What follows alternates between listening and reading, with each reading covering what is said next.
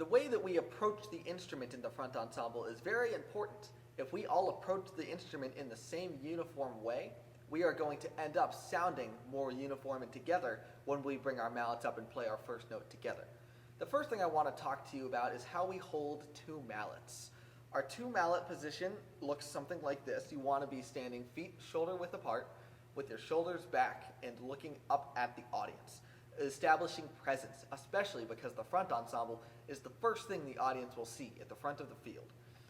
From here, you want to make sure that you are centered over the bar.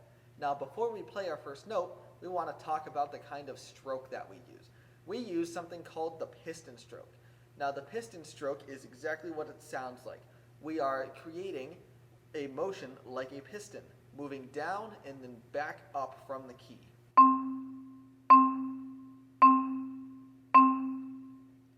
The reason we are doing this is because unlike drums, where the drum will actually rebound, the mallet instruments such as the marimba, vibraphone, xylophone, and glockenspiel don't have rebound as the bars are made out of wood or metal. Therefore, we must act as a piston to bring our mallets back up. Notice how I'm initiating this motion from the wrist.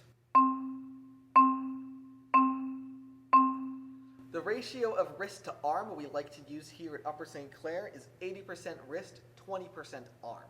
Notice how I'm not locking up my wrist and using all arm. That would be using larger muscle groups, making the motion more inefficient. You see how tense I look when I'm playing that? When we start playing faster notes, it's going to fall apart. That's why we can use our wrist, which is a smaller muscle group, to play faster notes. As you can see here, the marimba not only consists of the lower manual, the naturals, but it also consists of the upper manual as well, the accidentals. You'll notice that these two are at actually different heights, which means that when our marimba players are playing slowly, they can play in the center of the bar. However, when we get to faster tempo and more notes, we can actually move to the edge of the bar and still achieve a really nice sound.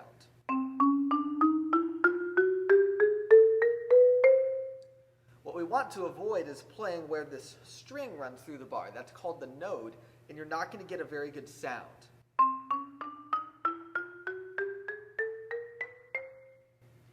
Once again, the marimba is a really, really important instrument in the front ensemble, and I'm excited to teach you more about it as we play through some of our exercises. The next concept I want to talk to you about is the concept of dynamics and velocity. In the front ensemble, we don't use the height system that they use in the battery. It is very effective for battery to make everyone look uniform. However, front ensemble, things are a little bit different with the way our instruments work and are mic'd. So, it is important to understand that volume does not come from height necessarily. If you see, I can play super up high and very soft, but I can play super low down and super loud. That's because this is velocity, the speed of which I am moving my mallet from its starting position to making contact with the bar. So, the faster we move the mallet, the louder the sound is going to be. This is going to be important for playing loud passages very quickly, as we can play fast notes very quickly, but also maintain a loud dynamic by staying close to the bar. Again, we always want to make sure that we're hitting in the center of the bar unless you are playing marimba and are playing fast notes on the edge of the bar. This year in the front ensemble, we are excited to continue our pursuit of using 4 mallets. This is a hallmark of many front ensembles across the United States, and we are excited to be using it in our Upper St. Clair 2021 production. Here I'm going to break down how to hold 4 mallets and how to play with 4 mallets, so that way all of you who are auditioning for the marimba line and the vibraphone line can come prepared and understand how to hold 4 mallets. We don't expect you to be experts, we just want you to give it your best shot. Here's how to hold them. The first step to holding 4 mallets is to open your hand up like this. Yes, like Star Trek. You're going to want to take your first mallet, and then you are going to place it around fingers 4 and 5, curling them around. There should be about a ½ inch of space behind the mallet coming out of your fingers. Now, once you've got this in place and your mallet is pressed up against between fingers 3 and 4, you are going to want to take your second mallet and place it in this fleshy, meaty part of your hand here. Once you've done that, you're going to support it with your the joint of your index finger and rest your thumb on top of it.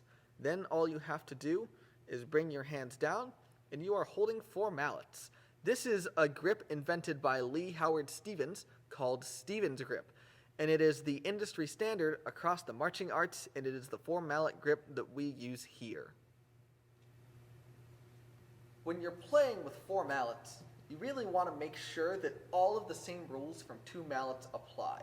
You're still using good piston stroke, you're still going for the center of the bars, and now, because you have 4 mallets, you want to make sure that all of your mallets are contacting together. When they do, you're going to get that nice full sound. Otherwise, you're going to get what's called a flam. Hear how my mallets aren't totally together? It's not going to sound as together and unified if we have flams, both within individuals' hands and across the front ensemble as a whole. That's something to think about. Additionally, when you are playing with just one of your 4 mallets, you want to make sure that your mallets that you are not playing with are still. So if you can see here, I am actually rotating my hand, much like opening a doorknob, to get this motion. And you see how I'm rotating around the mallets on the outside. These mallets on my outside are called my outside mallets, and the mallets on the inside are, you guessed it, my inside mallets. It's important to know that these mallets do have names. This is mallet 1, this is mallet 2, this is mallet 3, and this is mallet 4. I would encourage you, if you are having trouble trying to figure out how to hold 4 mallets, to check out the video that will be also posted in this same instructional videos page that is a real-time demonstration of how to hold Stevens grip.